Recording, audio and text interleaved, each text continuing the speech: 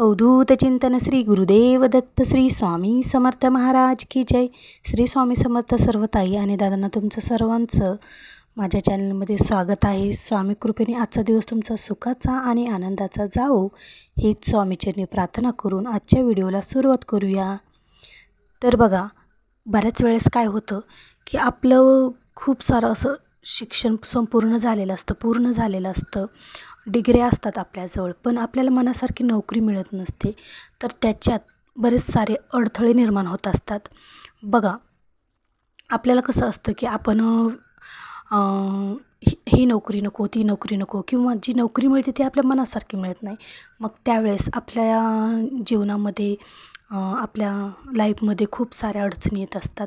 तर त्या अडचणीला सामोरं जाण्यासाठी आज एक मी तुम्हाला सेवा, स्वामी महाराजांची प्रत्यक्ष गुरुमाऊलींनी सांगितलेली आज एक सेवा तुम्हाला मी सांगणार आहे. तर त्याआधी चॅनलला नवीन असाल तर चॅनलला सर्वांनी सबस्क्राईब करा, लाईक करा आणि शेअर करा.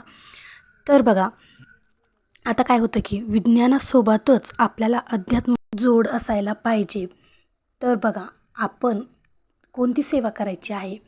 बघा, ही सेवा आईने मुलासाठी केली तरी चालते, किंवा मुलीने स्वतःसाठी केली तरी चालते, किंवा आईने मुलासाठी केली तरी चालते, बहिणीने भावासाठी केली तरी चालते. ही सेवा कुणीही करा, तरी पण ही सेवा जमते. मग ह्याचे नियम काय आहेत, अटी काय आहेत, ही सेवा कशी करायची, हे सर्व आज आपण या व्हिडिओमध्ये बघणार आहोत. तर बघा, सेवा कोणती आहे हे पण मी तुम्हाला सांगणार आहे. सेवा करताना आपल्याला काय करायचं आहे. बघा, ही सेवा संकल्पयुक्त आपल्याला करायची आहे. तर ही सेवा करताना तुम्हाला काय करायचं आहे की स्वामींच्या मठामध्ये किंवा केंद्रामध्ये तुम्हाला श्रीफळ, फूल आणि खडीसाखर घेऊन तुम्हाला जायचं आहे आणि स्वामींसमोर तुम्हाला प्रार्थना करायची आहे. म्हणजे स्वामी महाराजांना विनंती करायची आहे की मी तुमची ही 45 दिवसांची सेवा करणार आहे, संकल्पयुक्त ही सेवा करणार आहे. तर त्यांच्याकडून आपल्याला त्यांची म्हणजे ही सेवा पूर्ण निर्विघ्नपणे पूर्ण पडो अशी प्रार्थना स्वामी महाराजांना करायची आहे. आणि तुम्हाला ती खडीसाखर, श्रीफळ तिथे ठेवून, फूल ठेवून यायचं आहे. आणि घरी आल्यानंतर तुम्हाला संकल्प करायचा आहे. आता संकल्प तर कसा करायचा आहे हे तर तुम्हाला माहीतच आहे. तर संकल्प करून तुम्हाला स्वामी महाराजांना तुमची जी काही इच्छा आहे, तुम्हाला नोकरी कोणती मिळावी, तुमच्या मनासारखी नोकरी कोणती मिळावी असं तुम्हाला वाटत असेल, ते सर्व काही स्वामी माऊलींना सांगायचं आहे, दत्त महाराजांना तुम्हाला सांगायचं आहे. आणि संकल्प झाला की दुसऱ्या दिवशी तुम्हाला ही सेवा करायला सुरुवात करायची आहे. तर आता ही सेवा कोणती आहे, चला बघूया. मला काय करायचं आहे, सेवा करायला सुरुवात करायच्या दिवशी, त्या दिवशी तुम्हाला दत्त महाराज असो, मूर्ती असो, किंवा स्वामी महाराजांची मूर्ती असो, स्वामी महाराजांचा तुम्हाला अभिषेक करायचा आहे आणि नंतरच सेवेला सुरुवात करायची आहे. आता बघा, सेवा कोणती करायची आहे. तर तुम्हाला 45 दिवस श्री सुक्तमचं पठण करायचं आहे. तर 45 दिवस तुम्हाला 16 वेळेस श्री सुक्तमचं पठण करायचं आहे. बघा, तुम्ही सकाळी ही सेवा सकाळी करा, किंवा तुम्हाला ज्यावेळेस टाईम भेटेल त्यावेळेस तुम्ही ही सेवा करू शकतात. पण 12-12:30च्या दरम्यान तुम्ही कोणतीच स्वामींची सेवा, दत्त महाराजांची सेवा करायची नाही.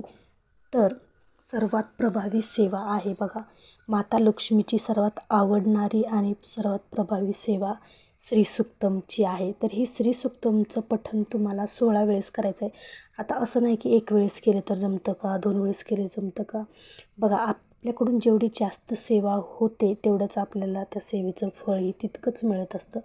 तर त्यासाठी 16 वेळेस श्री सुक्तमचं पठण तुम्ही करायलाच पाहिजे.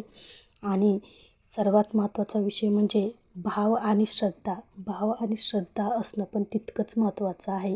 ही सेवा केल्यानंतर मला फरक पडणार, मला याचा खूप उपयोग होणार अशी श्रद्धा पण विश्वास पण तुम्हाला असायला पाहिजे. आणि मेन खरं म्हणलं तर स्वामी महाराजावरून तुमचा विश्वास असायला पाहिजे, तरच तुम्हाला या सेवेचं फळही तितकंच लवकर मिळणार.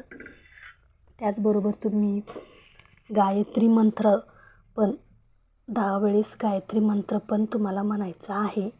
दिवसभरातून तुम्ही कधी पण गायत्री मंत्र म्हणा. 10 वेळेस तुम्हाला 10 माळी गायत्री मंत्र म्हणायचा आहे तुम्हाला. तर ही दररोज तुम्ही सेवा नक्की करा. तर बघा, आणखीन एकदा सांगते, 45 दिवस तुम्हाला श्री सुक्तमचं 16 वेळेस पठण करायचं आहे आणि त्याचबरोबर 10 माळी गायत्री मंत्रही म्हणायचा आहे. तर अशी तुम्ही 45 दिवस सेवा ही करा आणि तुम्हाला बघा नक्कीच या सेवेचा अनुभव, तगडा अनुभव मिळणार आहे. त्याचबरोबर ही सेवा करताना नियम कोणते पाळायचे आहेत तर ते पण आपण बघणार आहोत. ही सेवा करताना जर समजा तुम्हाला मासिक धर्म जर आला तर तुम्ही 4-5 दिवस सेवा जर तुमची थांबली तर तुम्ही 5व्या दिवशी ही सेवा सुरू करू शकतात.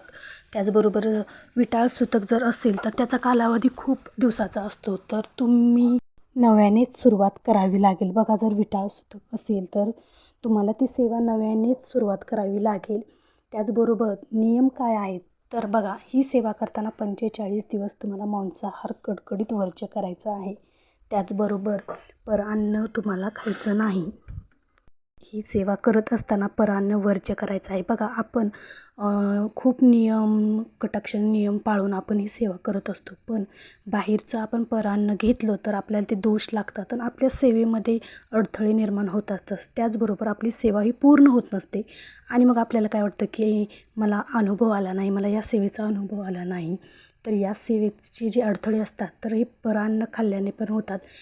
दुसऱ्यांचे दोष आपल्याला लागत असतात. त्यामुळे परान्न आणि मांसाहार वर्ज्य करायचा आहे. तर अशी आहे ही 45 दिवसाची नोकरी मिळवण्यासाठी सेवा. तर आजचा व्हिडिओ आवडला असेल तर नक्की लाईक करा, शेअर करा आणि आपल्या चॅनलला सबस्क्राईब करायला विसरू नका. श्री स्वामी समर्थ.